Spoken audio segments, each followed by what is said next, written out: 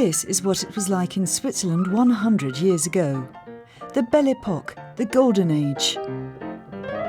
Footage from the era shows that people were comfortable, sedate. But it was also an exciting period. There was a technological revolution underway, according to historian Hans-Peter Treichler. Between 1900 and 1914, people were suddenly exposed to a huge amount of new technology, more than in any other generation. So people saw planes over their heads for the first time. They saw cars on the streets, vehicles that weren't drawn by horses. They had gramophones. They could watch moving pictures in walk-in cinemas. Electricity was installed in their homes. You just had to flick a switch and there was light. They must have suffered from future shock, but there was also curiosity and confidence about the future.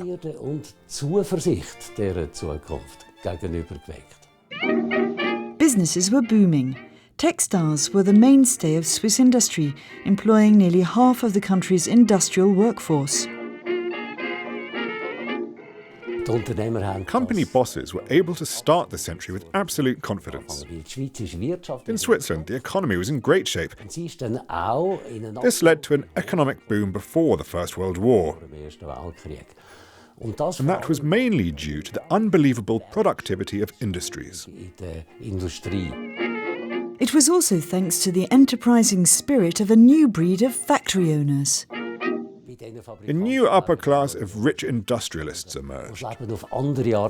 They enjoyed life in a different way, much like the aristocracy in earlier days. In these circles, women ordered their clothes from Paris and men shopped for theirs in London. There were elaborate parties and people enjoyed themselves. But Switzerland's large economic underclass didn't get to enjoy many of the Belle Époque's wonders. People employed in the factories didn't benefit much from the economic boom. Very little of the increased profits trickled down to the workers. This made them more and more angry because they knew that production figures had gone up enormously. This led to an increasing number of strikes. There were lots of them in the years before the First World War. The factory employees were forced to work up to 65 hours a week. Some just couldn't cope. As they had to work 11 hours a day, also working late into Saturday afternoon, people had practically no leisure time. So how did they comfort themselves? Many turned to alcohol.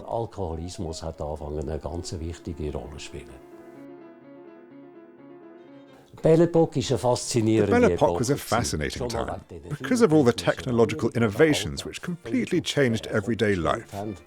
It was also a colourful and fun-loving era, for a small portion of the population at least, for the wealthy citizens and the new class of factory owners.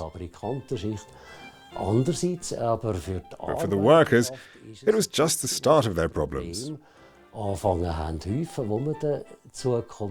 They looked into the future with everything but confidence. If the myth of the Belle Époque has endured, it's partly because of the contrast with the horror of the Great War that came after it.